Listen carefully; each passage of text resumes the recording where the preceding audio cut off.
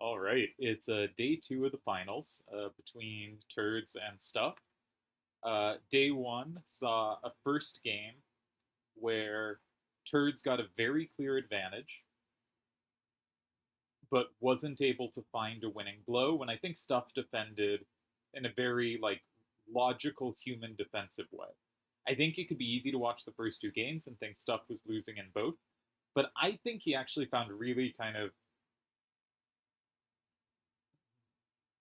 really human when I say human, I mean like the solver does something, and because of some weird number combination, 5 moves later, it works.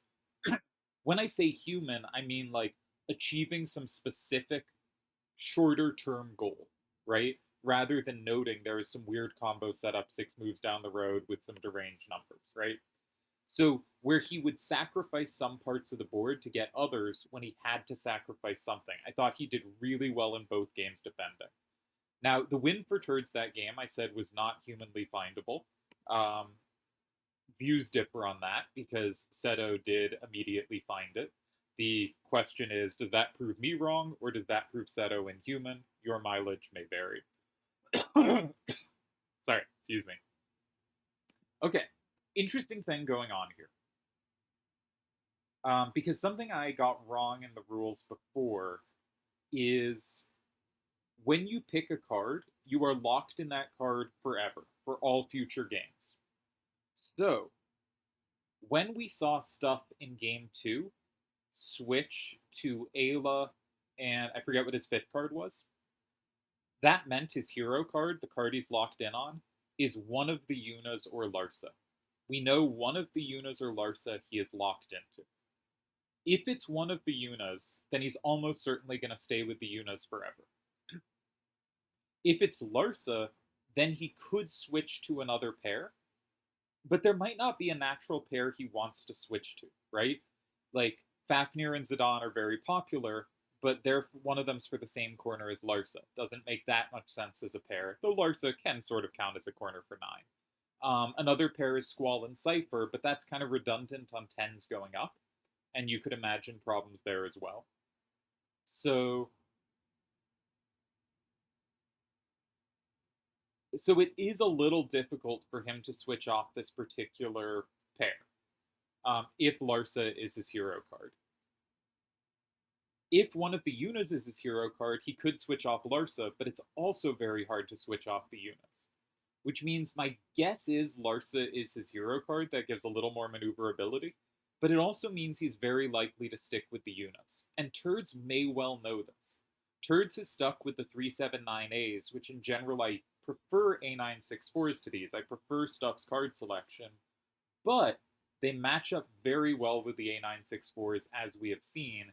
All the incidental plus walls go in their favors. The 7 and 3s can hit 6s, the 3 and 9s can hit the 4s, and there's nothing on the 469As that hit them. The 9 and the A's could potentially hit 7s, but the way it lines up, they can't. And they can both hit each other's 9s. So the 379As are really favored, but Stuff may not be able to switch off them, which makes this a more interesting stipulation than I thought. Because what do you want to be committed to? Now, Stuff has gone for multiple 9-9s. He seems to like the play of the 9-9s. I thought Ayla played fairly poorly, but it also does, prevent Turds' natural corner starters. And given that Turds may well be locked into them, much like Stuff is locked into his, it makes some sense to keep a card in your hand that just, okay, I have these covered, I don't have to worry about that. Chuyin, I think, is quite a good card, and we saw how well 1989 played in game one. I'm a little worried again. For the second time, Stuff does not have an A in each direction, and specifically does not have an A facing down. And there is the question over whether Turds can play to exploit that. Unclear. We'll get to that. From Turds' perspective, he has switched his 4th and 5th cards. So we learned that the 8876 was not his hero card, nor was the A477. I was talking briefly to Seto yesterday, and he thought one of the A973s was Turds' hero card. And I thought there was a decent chance, not 8876, 6886 was Turd's fifth card. I thought there was a decent chance it was the 6886. Because, like, if you look at the two hands in general, Stuff has in general built four corner hands, sometimes with a double up corner. Here we see a second corner for 9, and sometimes with a utility card. We saw 7-6-A6 in the second game. And Turdz has also gone with kind of here's two corners, the A7-9s. Here's two kind of semi-corners, the A7-7s. And here's a utility card, the 6-8-8-6, which is kind of a corner, but is more utility coverage. And I thought, if you really like your A9 pair, you can make the hero the A9 pair, one of the A9 pair, and then you can switch the other stuff around it. And that looks like it's what Turdz has done, and that's what Seto had assumed he would do. I think there's an argument for making it your utility card. If you believe in your utility card, that it's like, sorry, that card is hard to blank, right? That card's always going to have some play. Now, a 6-8-8-6, sometimes there's a lot of 9s and it feels really clunky. So maybe you wouldn't want to do it with that, but maybe an 8-8-7-6 would be good, because that gives you a lot more freedom to switch up your A9 corners, because they're probably both kind of locked into these A9 pairs. Now, as is, that really feels like it favors Turdz. Sorry, I haven't talked about starters at all here. It feels like it favors Turdz, right? It feels like this A9 pair is clearly in Turdz's favor. But you could easily imagine if Stuff could switch out, that Turdz would want to switch out too. Okay. Turdz starts in 9. He says, all right, you don't have double number coverage of everything. Also note, this is the first game Stuff does not have a horizontal or vertical double number. Turdz has not had them in any games. I think they're pretty good. I liked the use of 7-6-A6. I was a little uncomfortable with it as a starter, but I liked it in general. All right, Turdz is very good locks in on this. Lock-ins on this? That's the word. Lock-ins on this, not locks in. I can't talk today. Whatever. Note that the 9-5-5-9, he has recaptures both ways, and the 9-8-3-7, he actually doesn't have enough right power.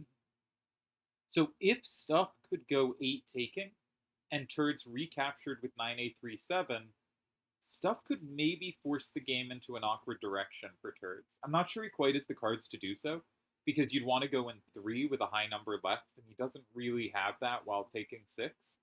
But it's something to note is Turdz is kind of the up-down nature of Turdz's 7-7-5 A5 and his A4-7-7, or now 8-6-7-7, really means he's heavily reliant on the 9-8-3-7 and the 3-7-9A for side-to-side power, right? He is exactly one number higher than a 7 in either direction, not including his 5th card.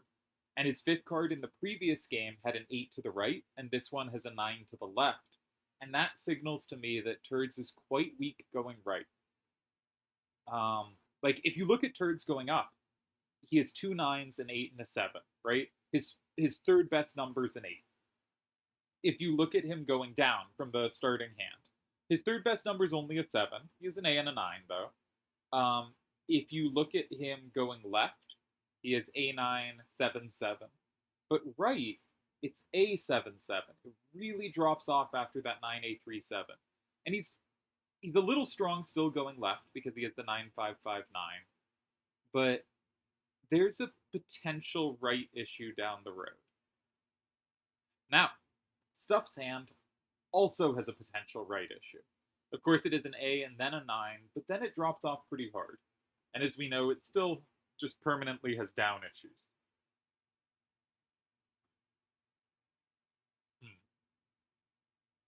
One thing about Stuff's hand is I think it's gotten a little more reactive, right? It's gotten a little more, I'm going to cover certain things, and a little less plays in obvious ways off itself, right? The first hand was ready to recapture its corners. This one, like the 5-5-9-9, doesn't really aim at the cards that he's happy to recapture. He doesn't have as natural setups. For instance, 9-6-4-A and 7 sets up a same and 8, but he doesn't have 4. right? Does he have other ways to set up there? No, not really. If he wants to go in 7 and set up 8, it has to be 964A, which sets up 8 two different ways. But he just doesn't have 4, so it's like, it's a possible move because you have 6. Um, Smokes has been an advocate, often enclosed, but of when you see a half-strong corner, playing the adjacent corner against the strong side, not just because it sets up 8, but also because if they block 8, you just have very easy setups in 6. And enclosed, you can even bluff setting up 8 because you have those moves in 6 so much more easily.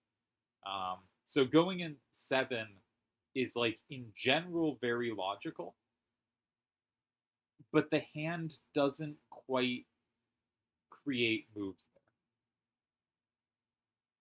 there. My other natural instinct against a starter like this is just go 6, just get rid of the squares. One bummer about 6 is if we go 6 forcing 8, we do not have safety in 7, right? Larsa in 7 is covered. Yuna in 7 is covered a little more clumsily, but 7-7-A5 is also... We have no combo potential. I guess we have Yuna. We have some combo potential against that, because we have both Yunas. But 9-6-4-A and 7 doesn't take 8. It's really important to take 8 there. So it's pretty clumsy to go in 6 as well, I think. I think 9-5-5-9 and 8 is a nice rejoinder. There is the question of whether you want to go in 5. One thing about FF10 Yuna in 5 is it both gets a card out of your hand that doesn't face the action, and it really sets up the other Yuna quite beautifully, right? It has a same in 8, and it has not just a same wall, but also a plus in 6, while having some potential to land nicely in 2 or 4 later, maybe able to play off that. Probably not, but maybe. So there's some benefit to Yuna 5. I could see Yuna 5 having play. I think one thing nice about Yuna 5 is when you're looking at setups in 6 and 8, it's really nice if that card has a number facing out that has play. And while, like, Yuna, FF10-2 Yuna in 6 has a 4 facing out, if you look at Turdz's captures, 9559, the highest facing out, is covered by Larsa.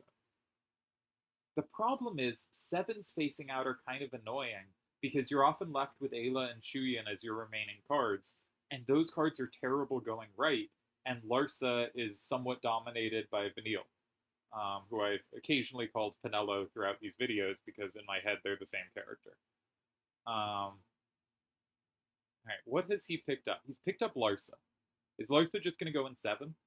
That is the square he can cover the most. This feels like a Slash of Time-like move, and I don't mind it at all here. Because, yeah, Turdz, well, I kind of do mind it. Yeah, Edge is so good here. Or, sorry, Shadow. Again, same characters in my head. Oh, that's not good. Brain's going. Alright, Shadow, has basically the same, is 1 card for 2 squares. It's very good in 4, and it's very good in 8. And so where last game, when we saw an adjacent corner, the natural thing for Turdz to do was block the in-between square, here, the natural thing for Turdz to do is go 6. Because if Turdz goes 6, say with 9-8-3-7 just to lock it in, stuff doesn't have 8, and he's somewhat, though not actually that limited in his choices to go 8, because Turdz has combos through Larsa. I think the thing stuff needs here is for 9559 to be a blank. For instance, if Turdz plays in 6, say stuff puts something, I don't know, Shuyan in 8, something like that, and Turdz plays Shadow in 4, and stuff plays something in 5. Let's say FF10-2 Yuna in 5. Stuff will be up 6-4. He'll have all of 4, 5, 6, and 8. But the question is, if Turdz can land 9559 in a useful way there, Turdz almost certainly wins. And if he can't, it's a tie. And that might be Stuff's hope to tie. It's some line like that, where 9559 is a dead card in Turdz's hand. So a natural thing to do for Turdz is go in 6, because Stuff does not have 8. You can also just, like, go somewhere away from the action, 1, 2, or 3. just saying I'm going to leave this 4 and 8 opened as paired squares. But that can be more difficult to manage than you'd think because, like, let's say you go in 1 and you say, okay, I have 8, 6, 7, 7 for both 4 and 8, I'm good to go. And then stuff plays something in 8, and you're like, all right, I'll play my paired square, I'll play 8, 6, 7, 7, and 4. And then stuff takes that from 5. Like, that's often still a fine position for second turn. You can often get rid of the threats there without it being too much of a problem, because after 1, meeting 8 with 4, you lock in 1 card in 7, but they get to go in 5 and lock in 2 cards, right? They get to lock in both 4 and 8. And unless you have combo play, there's a very good chance they hold there at just like a fundamental level. So actually, after 1, if they go 8, often the best try is to go 6 for Turdz there. But then you got rid of the paired squares, right? The whole idea of Shadow having 4 and 8 was that when they go in 1, you get to go in the other. And if you go 1, they go 8, and you have to respond in 6, suddenly they go 4, and maybe Shadow's dead, right? Maybe you've gone from a card having 2 good squares to having none, or there's a quite decent chance of it. So if you were gonna do that, my instinct would be to go in 2 or 3, such that you can meet 8 in 4, or in 6 with 4 kept open as a threat, can also be possible. Now 6 still seems the most logical to me. I don't think you play 8, right? 8 is a bad square for stuff and a good square for Turdz. No reason to get rid of it. You'd really like to get rid of one of 9A37 or 9559. One nice thing about Stuff's move is it really does say, yeah, Turdz has some problems going down. This is not really the direction Turdz's hand wants to go. Now 9559 and 6 is the problem that it walks into combos, which is why 9A37 is more appealing. Obviously, that can get same walled as well, but it doesn't flip anything extra. So 9A37 and 6 seems like kind of the default chalk. This is a good move. I'm not sure if it's good enough, right? There might be better here. Man, Turdz's hand is lined up so well. I didn't think there was an obvious path for stuff here. I think I'd have ended up with FF10 unit in 5, but it just had so many rightward issues.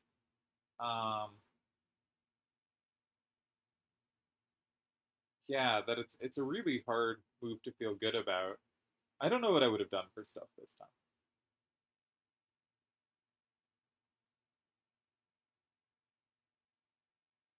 Yeah, I think this was a difficult hand to play again. And I think we're seeing that just every game. And this was true for the first 3 games of the Stuff Smokes match, as I keep saying, and then Stuff completely turned it around. But you got to survive to turn it around, and this is going to be another game that's dangerous. I wouldn't rule out Turdz going in 2 or 3. I don't think it makes sense to go 5. It's quite easy for stuff to block 8. 4 doesn't make sense to me. We can rule out 4. I think 8 is bad. I would guess 2, 3, or 6, with 6 being the most likely. I think the way 1 works with your paired squares is just not appealing. Now, note, Turdz would really love stuff to have to go in 4, because stuff cannot go in 4. That's one thing to think about. All right, Turdz has picked up 9A37. I suspect we'll see that going in 6. But stuff cannot go in 4 without being susceptible to combo, right? This is a fundamentally really dangerous situation for stuff, because Turdz has the paired squares, and Turdz has last turn, and stuff can only block one of those squares, right? So the reason, yeah, we do see this move from Turdz. The reason I've been assuming stuff will go 8 here, even though it lets Turdz lock in more, is because leaving 4 and 8 open for later gets worse and worse. Unless you can make it such that 4 is not very good for Turdz. Because if 4 and 8 are left for the last 2 squares, you can't give Turdz 8. You just lose if Turdz gets 8. So you have to give Turdz 4. So you have to make sure that 8, 6, 7, 7 landing in 4 is just not that impressive for Turdz. Which means it has to be not strong to 5, and hopefully weak to 1 as well.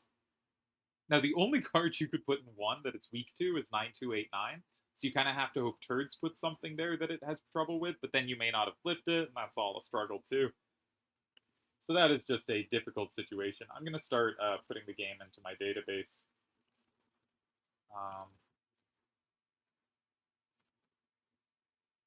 Yeah, I think this is very strong for Turdz. And the question is, can stuff find a way out again? Because I think so far stuff has just, every game has been, you have to make major concessions, and he will here, but stuff has done a very, very good job of navigating those major concessions. I think it's been really impressive. The solver's a dick, but ignore the solver. From a practical perspective, he has been going, I have to concede something. Here is the only way I can get substantial stuff back for this concession. And I think he's done a really, really good job of that. And if, like, the reason this is hard to do is because you look at a move and you go, well, that's horrible. They have this obviously good response. And you move on to the next move. And then you cycle through a lot of moves and you're kind of unable to differentiate them because you never went far enough on any of them to really get the idea, to really see why this one could have some benefit. And it's a really easy way to go astray. My last few tournaments before I quit, when I wasn't very active and wasn't playing very well, all my losses came from, like, I have a somewhat uncomfortable position where I have to find something clear, and I just, like, couldn't calculate anything. I would just be like, well, that move's ugly, and that move's ugly, and that move's ugly, and I was just throwing away games because I couldn't, like, hone in on a move. And I think this is a difficult thing to do, and he's been in positions where it's been, I think, very difficult to do. Turdz has been playing really dominant out of the hands and in the early middle games. And so what we've seen that's been so nice in this finals from Stuff's side is he has found ways to navigate this. So my thought was maybe he can play Shuyin an 8. And I only calculated the one line. Turdz has a number of options here, so this is far from dispositive. But Shuyin an 8, and if Shadow in 4, FF10 2 Yuna in 5. Makes it 6-4. And then Vanille in 3 can be met by FF10 Yuna in 2 for it, and you hold. In fact, you win. 9559 in 3 can be met by Ayla in 2, and you at least tie. 9559 in 2 does flip something, but Vanille can't flip it back, so you can go 3. I think that ties in all lines. I could be missing something, but I think it ties. Turdz is such bad side-to-side sweepers. If you can fill up the rows like that, I think you get there. You get to the tie. The other nice thing about Shuyin in 8 is you could play FF10 Yuna in 5, actually, as the plus now. So Shuyin in 8 actually looks quite likely, because that makes it really hard for Turdz. Like, normally Turdz can choose after 8 between, like, 3 or 4 or 5. But suddenly 4, I think the tie's pretty straightforward. If 3, stuff has set up this big threat in 5, that seems unlikely. So Turdz probably has to go 5 there to have winning chances. But his only card that's any good in 5 is Vanille. And then he has just really poor cards for that endgame, I think. For instance, Shuyin 8, Vanille 5, FF10 2 Yuna, say, in 3, with the point that if Shadow takes the same in 2, you can just play 4 and 9559's dead. 9559 is going to be horrible in a lot of spots here. There's quite a decent chance this would be winning if Turdz had 6886. We do see Shuyin an 8. And I think, actually, this is going to be Stuff's easiest tie.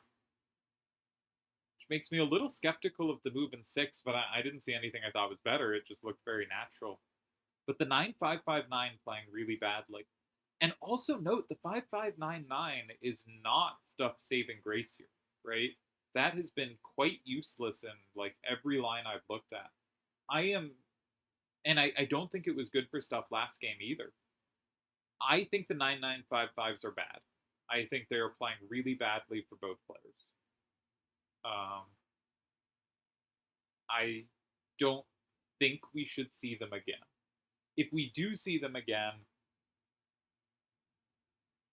it should be Stuff keeping with it, because Stuff has needed coverage of the A9 corners. But I think the 8866 worked much better for Turdz. Much better. Yeah, this seems much unless there's something huge here. Um, I think this has been by far Stuff's cleanest result. Like, I think this is not one where the solver will say there was a missed win. Now we may as well bring that up and put some egg on my face, because nothing's better than egg on a commentator's face. The greatest commentary of all time is Chris Kamara being confused about a red card. Just absolutely elite work. Um, go Google like Chris Kamara red card. Definitely worth watching over any video I make. Yeah. So I can't I can't be like, I mean, so I like to be like, what should the changes be, and try to find stuff to say. And sometimes like the players aren't doing anything wrong and it's just a matter of preference. And sometimes like they're right and I'm deeply wrong. And sometimes I have a good point to make. It's all opinions. It shouldn't be taken super seriously. But I feel like Turdz has just run out of side to side power in so many games. Like, and he's been winning in some of those. So like, it's really like I can't say this weekly enough. But he often just hasn't had the side to side sweepers he's needed in the late game. I wonder if a conscientious effort to hold on to the A973s for later in the game might be valuable. On the other hand, like, Stuff has been so good at directing these games towards where he has a chance, towards where he isn't dead, right? And so he has been doing this well with Turdz having used at least one of these cards in the first two moves each game. If Turdz wasn't doing that, I'm sure Stuff would direct the game differently. So I don't mean this to mean anything too strongly taken. Um, I do wonder if there was a better move than 6. 6 looked good to me. Like, I thought Chuyin and 8 was the best reply, and I thought Stuff probably holds. But now checking more lines, noticing the plus in 5, which I had not noticed before, I think Stuff should hold this, not just like hold it, but hold it like, yes, I have a game on the board where I didn't have to dodge bullets, where I like 4 moves in. Sure, Turdz is looking for a win, but like he's not gonna find it probably, and we just played a comfortable game we can feel good about, and we can move on to the next game and know like, hey, this held, this worked. I have something to like hold on to besides like high level defense, right? Um, so I'm gonna ask Solver, what would you play on move 3? Now it's just gonna play like a random tie. It doesn't differentiate between ties very well. So I don't know if this will be a particularly notable move, but I'll see what it spits out on move 3. Because I think move 3 was the crux point of this game. Did Turdz have a way to apply serious pressure? If this was the best move, then nicely held by Stuff. If this was not the best move, this was the most like natural, good-looking move. So, but I'm just curious because there might have been an interesting idea. All right, the solver is a lunatic and wanted to play 9-5-5-9 and 6. This is deranged. Apparently, only 3 moves tie against it. What about unit and 3? Yeah, unit and 3 ties, and then you only have 2 ties. Yeah, why would you do this? Okay, that's nonsense. After Turdz' move, Stuff had 6 ties, which is technically more. But I am skeptical that this was any worse. I'm just gonna put in some other moves randomly, see what it says. All right, that move's no good. This move's gonna be no good. Just like chucking random cards in 2 and 3, seeing if any spit out as yes, this is promising. But I think what this is gonna say is just, yeah, Stuff, comfortable hold. I think we're going to see this was Stuff's first comfortable hold of the match. Are the tides turning?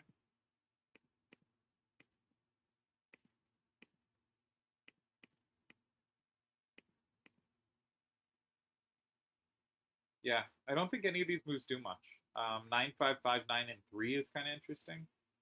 But basically anything in 6 or 8 ties, or most cards in 6 or 8 tie. At least in a lot of moves, and that's where you'd be thinking. So yeah, Turdz is looking for something here, but he's probably going to just play 8, 6, 7, 7, and 4, I guess. Yeah, he does. Um,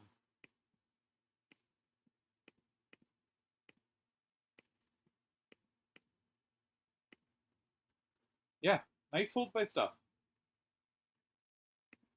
And I just from messing around on the solver, I don't think there's anything else Turdz could have done. I think like this is I think just an optimal game from Turdz' side, and Stuff holds comfortably. Just very encouraging for Stuff, but not discouraging at all for Turdz, right?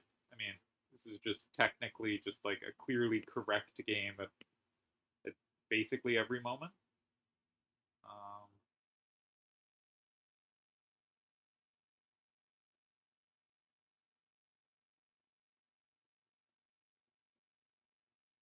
Apparently, most moves tied against the starter. I thought it looked more unpleasant than that.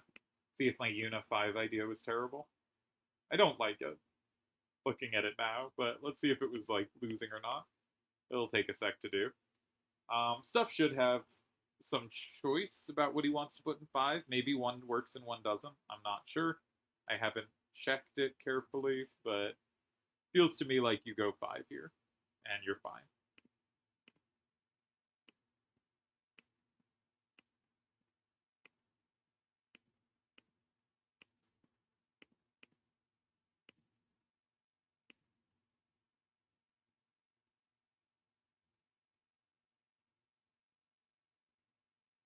Actually, maybe you have to go FFX Una, because if you go FFX 2 Una, then Vanille and 1.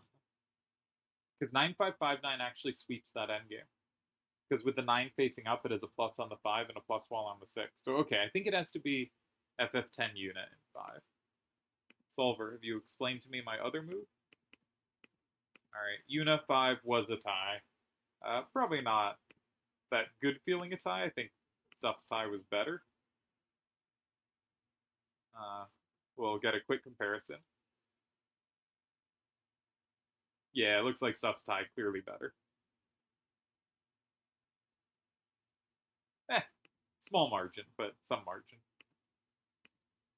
And I think also, in general, going in 5 gives your opponent lots of options, and it's really easy to outplay yourself in those positions. While in Stuff's path, I think is a lot cleaner. I bet my path would have been much scarier. Yeah, I like his choice there. Um, yep. All right. Interesting game. Not too much to say here. I think, yeah, he picks up FF10 Una. Yeah. Did take me a bit to notice that FF10 Una probably didn't work, but obviously in game you're calculating more specifically. And that 9559, which we have said from the very start of the game, is just kind of gonna be a dead card for Turdz, and it turns out to be so. That Stuff's big hope from early on is that card would be horrible in the endgame, and he played it such that it never made sense to come out of Turd's hand, and it is indeed horrible at this endgame. Though weirdly dominant in the endgame, where Stuff has played the other unit in 5. But I think a nice job of like playing such that the worst card in Turd's hand never comes out of it. I've talked a bit about Turdz about this actually. Of there's kind of talk to your cards, but this is a kind of talk to your opponent's cards. And in chess, a really useful guideline is what is the worst placed piece? To just always be thinking about what's my worst piece. And, when in doubt, doing something to improve that worst piece is a genuinely like huge level up in lots of people's games. And I think there's a similar thing here in Triple Triad of just what is the card I need to get out of my hand? And like, it's no surprise that on move three, um, the best move in three was, and Turdz went in six, but the best move in three was 9-5-5-9 in three, right? This is the worst card in my hand. Can I find a way to use it? Would that have gotten any more pressure than what Turdz did? No, I think it would have gotten less or just as little, right? Probably less.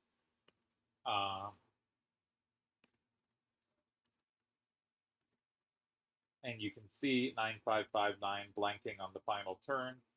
But also that, like, these 9-9-5s just didn't do anything. Both of them were just completely irrelevant in all lines as the game played. Now, it might have been that they controlled space well enough that both people had to play around them, but when every line you calculate, cards, the same cards feel irrelevant every time. There's just no line where they come up feeling good. I have to think you got to drop these cards. And like, you could just run A9-5-5s, right? Like, I don't think, like, Ayla felt dead. Would Zidane have felt quite as dead? My guess is no. Maybe I'm wrong, but my guess is no. Turdz didn't have a natural A9-5-5 to switch that into, but I'm really skeptical of that. That'd be the main thing I'd be thinking about. If I'm Stuff, I'd also like to switch off the Una pair, though they didn't. They played well here. Um, if I'm Turdz, I don't want 9-5-5-9. I think that was a reasonable experiment that did not play well. And I might switch off my whole 7-7 scheme.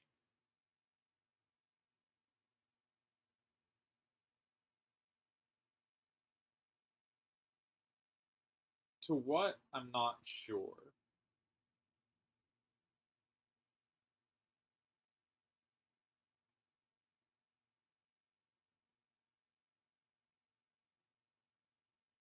I could imagine A4-5-9, if there's like an A4-5-9 pair that has like decent play against the Unas. Doesn't. No, you can't pair again. You have to be like almost a pair. Um, yeah, if there was like an A9-5-5 and an A9-4-5 or something, that could line up nicely. Just get a little more side to side power. But maybe not hopeful. I don't know. I don't know. I think we'll cut off this video here. This was game 3. We'll do one game per video, even if they're playing again, which I haven't checked. This was the most balanced game yet. I think still an advantage for Turdz, but that move 3 spot is really one of going to be like feeling like there must have been something more there, and there wasn't anything more there. I think Turdz played the best move, um, but it turned out Stuff held really efficiently and without real danger. So definitely the game with Stuff doing the best, though I would say still clearly Turd's favored. And I think this still puts more onus on Stuff to find something different. And I do think if you just want to think in long term value, it is possible Stuff is better long term because I think his hero card is Larsa, and I think Turd's hero card could be Vanille, but is almost certainly one of the A973s. I'd be really surprised if it was Vanille. Um, and if that's the case, then he's basically locked into that pair forever. So Stuff only has Larsa that can be targeted, while Turdz has a pair that he's locked into that can be targeted. Um, which is where Stuff is bringing in like the 5-5-9-9. I think I'd prefer 6-6-8, like Waka Lulu, something like that. I thought that card played much better for Turdz than the 5-9-5-5-9 did. I don't like the 9-9-5-5s. I don't mind 9-9-8s, and I don't know how I feel these days about 9-9-6-5s, but 9-9-5-5s feel so dead to me in the wrong directions. 9-9-6-5s at least have the potential to line up against some multiple things. And like, there's been so many lines where Stuff would love to have combo play against 7s, and his hand has just never really had any, unless the 9 and the 6 line up on the Unas, but they haven't. But a 9965 has a lot more potential to line up against 7s because the 6 can work with either 9 rather than a specific one. Now, I understand they're trying to cover all the corners, but I think if I was going to run a 9-9 and it wasn't a 9-9-8, I would want to run a 9-9-6-5. I don't like these 9-9-5-5s. That's going to be my big take. So we'll see if the players move off them, but probably next game they'll turn out to be the key cards, and I will have the aforementioned egg on my face.